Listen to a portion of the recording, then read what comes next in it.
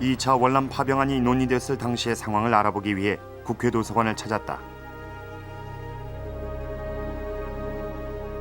파병안이 상정된 1월 25일 국회회의록.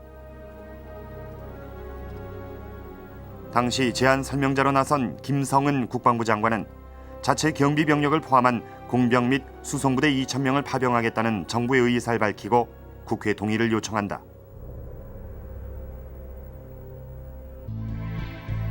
그러나 어떤 명분이건 파병안이 쉽게 통과되긴 어려웠다.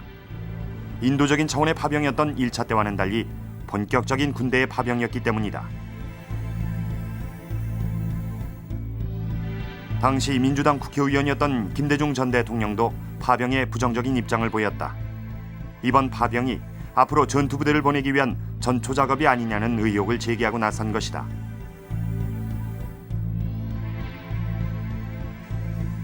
그런데 흥미로운 것은 그를 비롯한 몇몇 국회의원들이 파병의 대안으로 의용군을 들고 있다는 사실이다.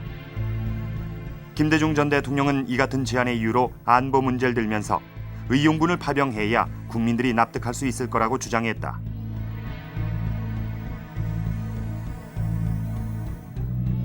하지만 김성은 국방장관이 밝힌 정부의 입장은 의용군 파병이 불가능하다는 것이었다. 정규군에 비해 효율성이 떨어지고 통솔이 어려우며 사상자나 행방불명자가 났을 때 보상 문제가 복잡하다는 이유였다.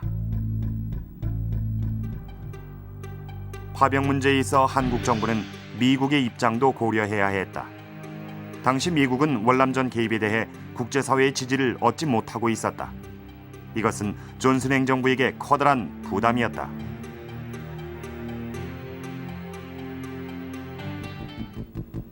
전쟁을 비판하는 국내외의 여론을 돌려놓기 위해 미국은 우방국들의 지원을 촉구하고 나선다. 존슨 미 대통령은 전 세계 25개 국가에 친서를 보내 월남을 도와달라고 요청했다. 보다 많은 깃발을 월남 땅에 펄럭이게 한다는 이른바 모어 플렉 캠페인을 시작한 것이다. 그러나 지원 요청에 응한 나라는 한국, 대만, 필리핀 등 소수에 불과했다. 이런 상황에서 한국마저 정규군을 파병하지 않는다면 미국이 우방국들의 참전을 통해 얻고자 했던 목표, 즉 전쟁의 정당성을 과시하는 데 큰 도움이 되지 않을 수도 있었다.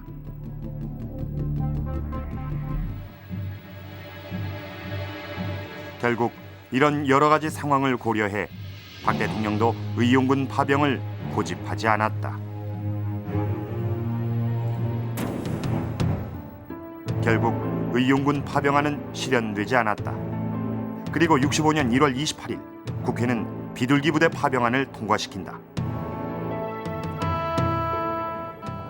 하나님은 자기의 십자군 여러분의 가운데 반드시 가호하실 것이며 영광을 베풀어 주실 것입니다. 여러분들의 건부와 무장을 소원한다. 2월 14일 서울운동장에선 수만 시민이 모인 가운데 비둘기 부대 환송식이 열렸다.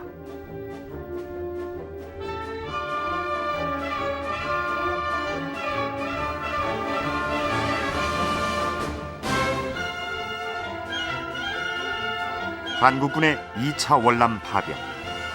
10년여에 걸친 한국군 월남 참전에 본격적인 막이 오른 것이다.